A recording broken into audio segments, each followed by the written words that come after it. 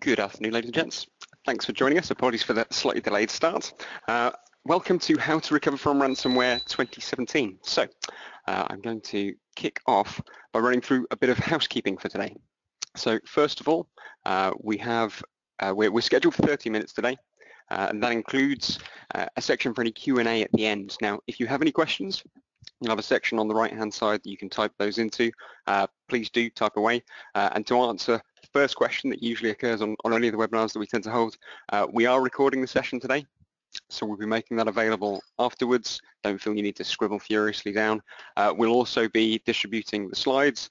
And lastly, you'll also find on the right-hand side, we have a handout. So it's a guide that we've produced on recovering from ransomware, so do please also grab that. But we'll send that out with the rest of the resources later today. And so firstly, I want to look at why it is that we're actually holding this webinar today. And the purpose for us, obviously with the enormous WannaCry outbreak just over a week ago, we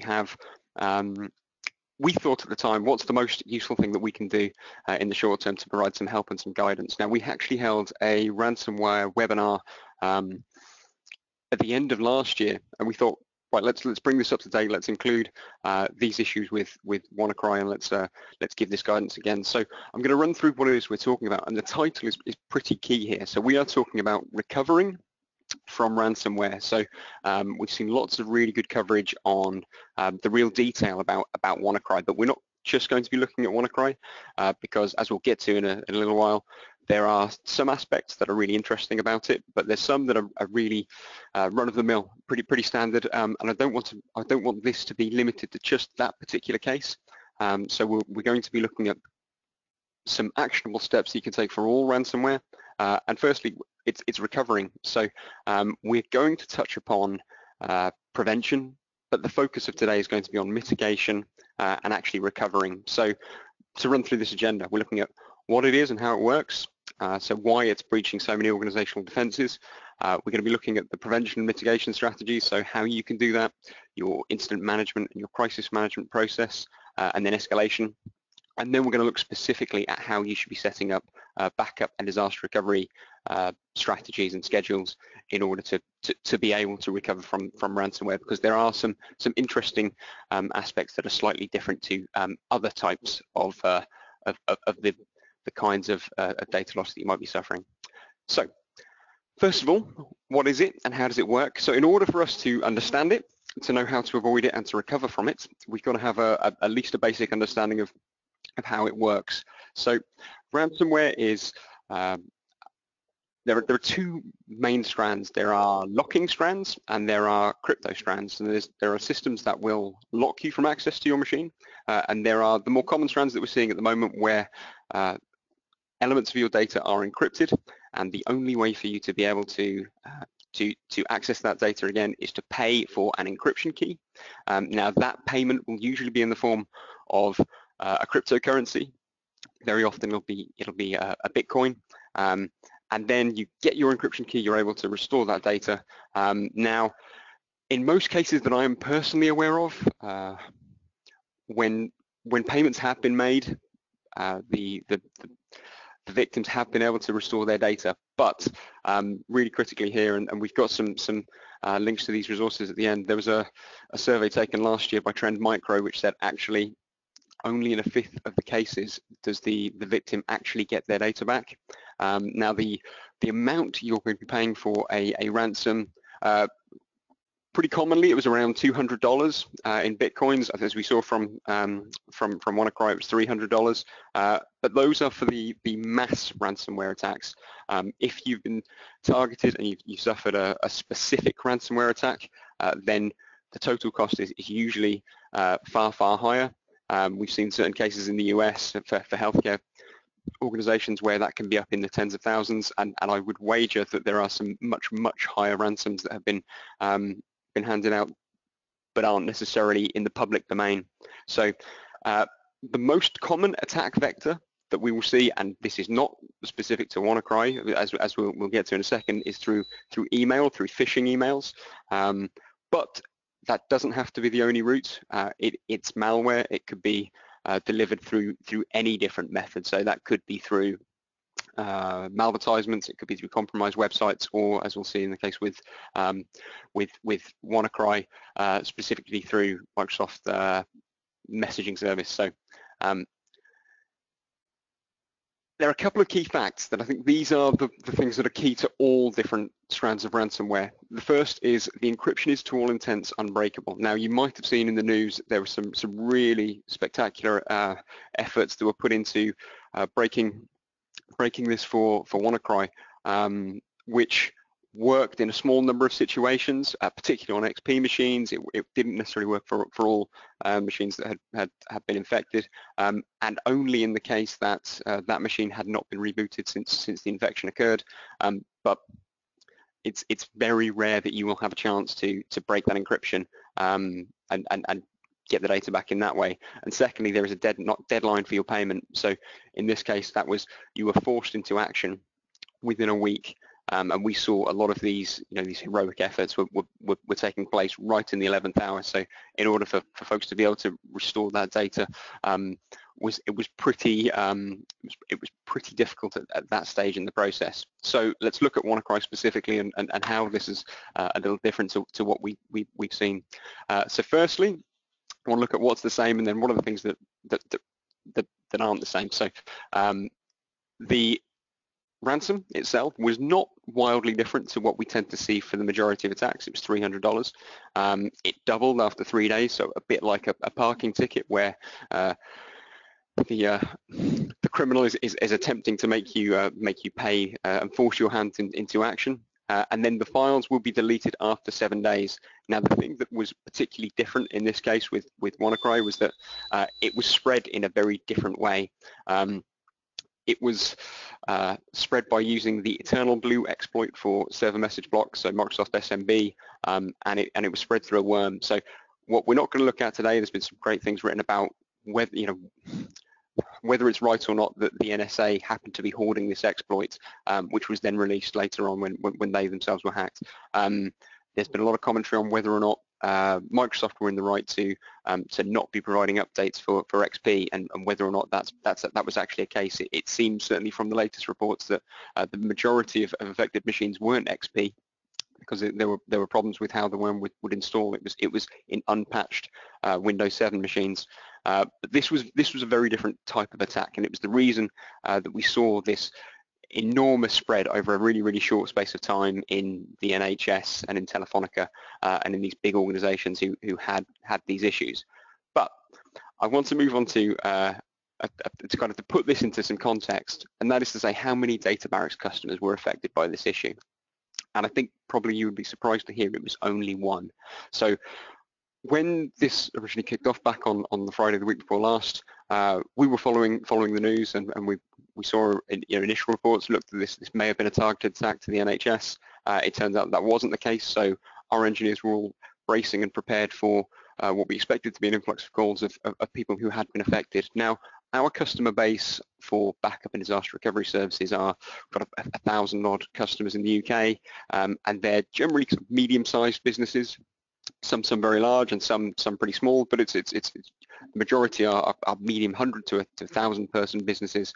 And we waited on Friday, and there wasn't any issue. So I personally don't work over the weekend. We have a team who are obviously 24/7 here, but when I came in, the first thing I asked for our team on Monday morning is how crazy has the weekend been? What have we seen going on in terms of recoveries? And interestingly, at this point, still seen nothing.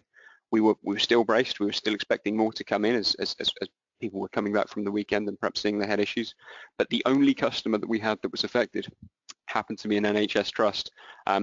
Actually, and I think this is really interesting, and it puts this mass outbreak, this scare that's been in the news and dominating the headlines for a week. We had more customers affected by different strands of ransomware over that last week than we had for WannaCry. So it was a very different type of attack, but it was one that could have been very simply solved by making sure that you were patched and you were up to date. So let's look quickly at who's being targeted in this case and why is it successful. And the reason why I'll start with is a pretty simple one in this case. Cyber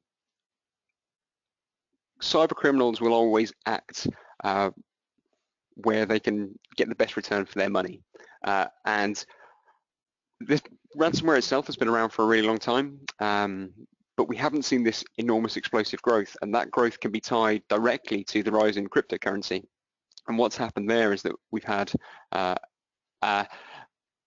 the ransom themselves, so the payment staying the same, but the potential for being caught, so the risk dropping significantly, because those cyber criminals are able to take payment without being tracked. And what that's meant is that the scale has shifted pretty significantly. And then on the other side, who's being targeted? So when you look at a ransomware attack, again, a criminal is always going to put their efforts into where's going to give them the best return for their efforts. And there's a couple of factors in who's going to pay and why. Now, first of all, one of the main reasons in why you wouldn't pay for a ransomware attack is if you've got good backup. And the people who tend not to have good backups are consumers. So we've seen a growth in ransomware towards consumers. On the other hand, the kinds of people who are likely to pay a much higher ransom are larger businesses. So we've seen a shift towards larger businesses, and particularly those who have more sensitive data and are more willing to pay for that data. So healthcare and financial services. So the unfortunate truth is that everyone is being targeted, and there's reasons for those each to be successful. But then obviously there are ways that we can protect ourselves against that. So how does it work? If you are lucky enough to never have been hit with ransomware, this is what you would see. So these are the screens that you would get pop up. That's for those in the know. It's WannaCry on the left. It's CryptoLocker, a couple of the popular strands on the right-hand side. But before you reach this point, or any of your users reach this point, there's an awful lot that's gone on in the background. And some of those things are things that we can look at that will help us with prevention. So there's 5 stages that ransomware will go through. There's the installation. There is the contact with the command and control server. There is the searching across the network for any data that can be encrypted. Then there's the encryption process itself. And then finally, there's that stage that we see at the end, so that ransom screen that pops up. And as I said, these are common to all of the strands of ransomware. So there are a few things that we can look at here because they're predictable, and they will help us with being able to prevent it. Now, number one, we'll start with installation, and I'll give the 2 pieces of advice here that obviously we've seen all across the news, and hopefully will go without saying for everyone who's on the webinar this afternoon. And the first is installation could have been prevented with WannaCry by making sure you are up to date and you're adequately patched. Should be 101. That's obviously what we need to do. And as I've shown with DataBarracks customers, that was the case for the vast majority of the folks that we look after. On the other hand, there are things that we'll always get through, and those are phishing emails. So it doesn't matter how good your antivirus and anti-spam products are to prevent things getting through.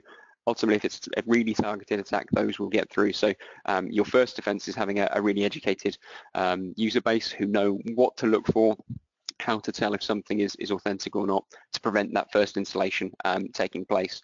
Now, the second stage is the contact with the command and control server. So if you use network monitoring, you can be alerted for any suspicious activity. If you've missed the ransomware installation at the first stage, you can catch it here, and you can catch it before anything particularly bad has gone on. Now, you would think there'd be some obvious easy things that you could put in place here. You could block any connections to known command and control servers, and that makes sense, but the majority of ransomware will use a domain generation algorithms, or a DGA, so that isn't stored in it itself, which obviously makes that process trickier to do. Trickier, but not impossible. Sometimes there are cases where that will work. The next stage that's an interesting place to stop this is at encryption. And so encryption itself is a pretty hefty IO process. So you'll be potentially copying data, or you will be encrypting those files themselves, and that will spike in terms of read-write operations. Now, there are ransomware specific products that will look for that. Alternatively, you may have other products in place that will be looking for this already. We at DataBarracks, for instance, if we provide an incremental backup service to our customers, we'll know that on any given backup, we would expect a certain amount of data. So for this particular backup set, it will be 3 gigabytes worth of data that will be transferred, and we'll often have alerts set up, often for different reasons. It could be for to make sure a backup step finishes within a given window or around quotas for data, and we'll be able to alert on that. Obviously, any alerts at this process will help you stem that expansion, but it won't prevent any encryption at all. So it's something that can be used, but obviously any prevention that can occur earlier on would be preferable. So, assuming you have been infected, how should you respond? And I'll start here. This is a very standard incident response plan. So this is from the SANS Institute. You've got 6 stages. You have preparation, identification, containment, eradication, recovery, and then obviously finally your lessons learned. So number 1, preparation. Now that is just a case of having planned, having made sure that you have a written policy in place, and that you've worked through different types of scenarios. So if you have an incident that is limited to just being on one particular laptop, you would treat it in one way. If you have an incident that is widespread, something similar to how some of the NHS trusts suffered the WannaCry outbreak, what would you do in that instance? And that then leads on to that second point, which is identification. So it's critical in your incident response team. You have people who are able to identify the level of severity and whether or not this is an attack at all. I mean, often what you might have in this case is a user who will come with some suspected ransomware, which could in fact simply be some scareware, something that gives you the pop-up screen but actually hasn't affected anything. At this point, you need some pretty swift action, because it'll either need some immediate action from your incident response team or potentially escalating this to take some more significant action by a crisis management team.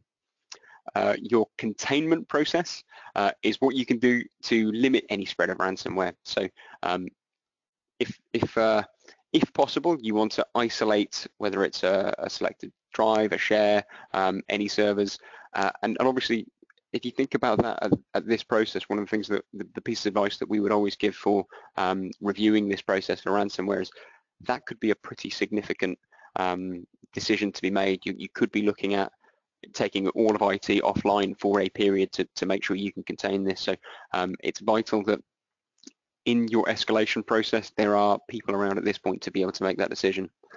Your eradication step, this is where you know what has been affected, you have limited it, and at this point you are looking at recovering your data from a backup or from disaster recovery, doing that in an isolated sandbox environment, and then step number 5 is your recovery, so then bringing those systems back online and getting the business operational again. Now the final step is your lessons learned. So this is the stage where your crisis management team sit down after, ideally within as short a space of time as possible, to review what's gone on. Now, if you've reached this point, something has gone wrong. So at a minimum, there are defenses that could be improved, but equally, you should be looking through each of these steps, how they worked, if there was anything that could be learned from there. And then there are a couple of key metrics that we will always look at for a ransomware recovery. There's 2 things that you always want to be assessing, and that is how long were you down as a business and how much data has been lost. What's your data loss situation? Now we're going to look at that specifically in just a second. So how do you recover? Now, again, as we've seen probably spouted by every man and his dog in the news and on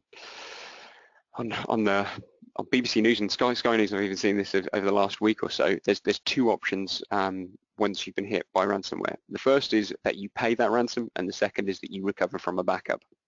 Now, there are 2 methods that are the most popular for data recovery here. So these are the 2 sides. You've got your backup and you have disaster recovery or replication. And as we said, there's 2 main objectives that you have when you've been hit by ransomware. And the first is to minimize the data loss, and the second is to limit your downtime. Now, those 2 metrics tie very, very closely to 2 things that we talk about in the data protection space. So those are your recovery point objective, or your RPO, and your recovery time objective, or your RTO, and that is how frequently you are backing up or replicating your data, and how long does it take for that data to then be recovered. So if we look at these two as your options, the fastest way to recover would be to fail over to your disaster recovery service. But very often, most DR services aren't optimized to recover from ransomware. The problem you have here is once you have an issue on your production system, that is immediately transferred across to your disaster recovery service. Now, it is possible to go back through previous snapshots to look at a replication journal and to pull those older versions, but disaster recovery services are generally not particularly effective at keeping lots and lots of versions of data. It can be pretty large, and it can push up your data storage requirement. So if you're not able to recover from disaster recovery, you then recover from your backups. Now, backups will be perfect for this, but there are two issues on the backup side. And the first, again, it's related to your RPO. The first is the recovery point is generally much longer. For a disaster recovery service, you're more likely to have far more frequent recovery points. With backup, that might be perhaps once every 24 hours. And now the second issue relates to your recovery time objective, and that is the length of time to restore that data. Now, a recovery from disaster recovery would usually take perhaps minutes. With recovery from backup, you're recovering all of that data. You're looking more like hours. And so to look at this in a bit more detail, I want to run through just a couple of slides here to show you some examples of the differences that you would see depending on a different backup strategy. So what we're showing here is a recovery point objective of 24 hours. So this top column, we have a backup that occurs once per night. So on Monday evening, on Tuesday evening, on Wednesday, Thursday, and Friday. Now, if you were to suffer a ransomware infection at some point between Tuesday and Wednesday. Now, you've been able to isolate when it was that occurred, but you can't say any more specific than what time of day that it actually occurred. Now, if you only have one backup per day, it's a pretty simple process that you can go through. You know that the only clean backup that you have to restore from here is on the Tuesday. So you're recovering from the Friday back to the Tuesday. You've got 3 days worth of total data loss here, which is obviously not great. However, because you've got this clarity, the time to restore is far shorter. You know exactly which backup that you can go back to, so you can make that one restore. Now, as we go further on, if you have twice as many backups, let's say you have a 12-hour recovery point objective, you're taking a backup at 12 o'clock at night and 12 o'clock at midday. Now, in this situation, the ransomware's occurred at the same time. You are able to restore from the midday backup. Now, what that means is you've saved yourself half a day's worth of data loss, which is terrific. But the number of restores that you might have had to take on here is far greater. So, rather than just the one, you may have had to make 2 restores. You may have restored the Tuesday night backup first and found yes, that was clean, and then moved on and restored the Tuesday midday backup. Of course, you might have taken the riskier approach and gone for the midday first. And if obviously at that point you found that that had been infected, you would have had to restore back to the previous occurrence. Now, as you can see, the more backups that you have, the greater your opportunity to reduce that data loss is. If we look at a recovery point objective here of this is every 4 hours, then you can take that right down to 2 days and 4 hours. Now, if this as a business would be a business that works in regular office hours, you've effectively reduced that down to just 2 days worth of data loss.